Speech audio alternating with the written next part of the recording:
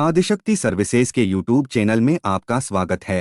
कृपया वीडियो अंत तक देखें। आपको इस रिपोर्ट का निष्कर्ष दिया जाएगा। केडिया एडवाइजरी के अनुसार भारत में रबी फसल का रकबा आम तौर पर बढ़ा है, जो उत्साहजनक है, लेकिन इस वर्ष देश का कृषि परिदृश्य विविध है।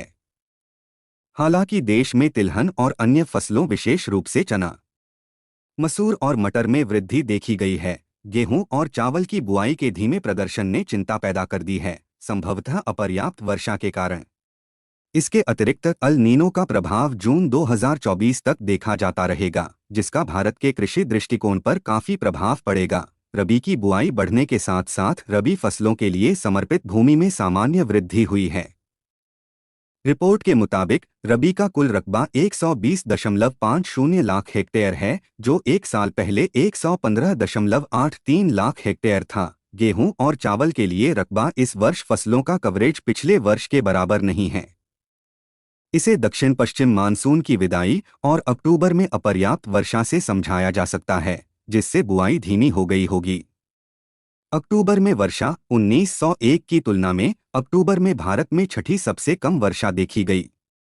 अनुमान है कि उत्तर पूर्वी मानसून, जो अक्टूबर के अंत में शुरू हुआ, आगामी सप्ताहों में अधिक वर्षा करेगा। गेहूं के रकबे में गिरावट हुई है। पिछले वर्ष के 20.65 लाख हेक्टेयर की तुलना में 18.05 लाख हेक्टेयर भूमि पर गेहूं बोया गया है। दूसरी ओर पंजाब में पिछले वर्ष की तुलना में अधिक कवरेज देखी गई है। धान के रकबे में गिरावट हुई है। पिछले वर्ष के 6.11 लाख हेक्टेयर की तुलना में अब 5.56 लाख हेक्टेयर में धान की खेती होती है। यह परेशान करने वाली बात है, क्योंकि अनुमान के मुताबिक खरीफ चावल का उत्पादन कम हो गया है और चावल की खरीद पिछले वर्ष से कम हो गई है। दालों के रकबे में बढ़ोतरी हुई है। कम खरीफ उत्पादन और अनुकूल कीमतों के कारण दालों के रकबे में वृद्धि हुई है। अब तक 38.15 लाख हेक्टेयर क्षेत्र को कवर किया जा चुका है, जिसमें अधिकांश कवरेज ग्राम चना का है। दलहन के संबंध में चिंताएं ये हैं कि औसत से कम जलाशय स्तर और महाराष्ट्र जिस वर्तमान शुष्क चरण से गुजर रहा है, उसके कारण यदि पर्याप्त वर्षा नहीं हुई तो राज्य की दलहन फसलों को नुकसान हो सकता है। ज्वार और मक्का का रकबा बढ़ा है। ज्वार और मक्का का रकबा बढ़कर क्रमशः 1.80 लाख हेक्टेयर और 8.93 लाख हेक्टेयर हो गया है। बाजरे का क्षेत्रफल अभी भी 2000 हेक्टेयर है। अनाज का कवरेज पिछले वर्ष के 7.78 लाख हेक्टेयर से बढ़कर 11.21 लाख हेक्टेयर हो गया है। कृषि बुआई में महाराष्ट्र सबसे आगे है।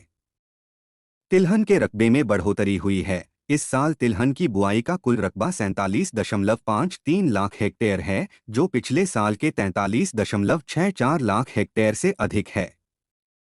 सरसों एवं रेपसीड का कवरेज एक महत्वपूर्ण कारक है। अल नीनो प्रभाव के बारे में। अल नीनो, जो प्रशांत महासागर में गर्मी बढ़ने के कारण आता है, भारत मौसम विज्ञान विभाग द्वारा भविष्यवाणी की गई है कि यह भारत को कम से कम जून 2024 तक प्रभावित करेगा, जिसके महत्वपूर्ण प्रभाव मार्च 2024 तक अपेक्षित नहीं हैं। निष्कर्ष के रूप में कह सकते हैं कि भारत में रबी फसल का रकबा आमतौर पर बढ़ा है, जो उत्साहजनक है, लेकिन इस वर्ष देश का कृषि परिदृश्य विविध है। हालांकि देश में तिलहन और अन्य फसलों, विशेष रूप से चना, मसूर और मटर में वृद्धि देखी गई है।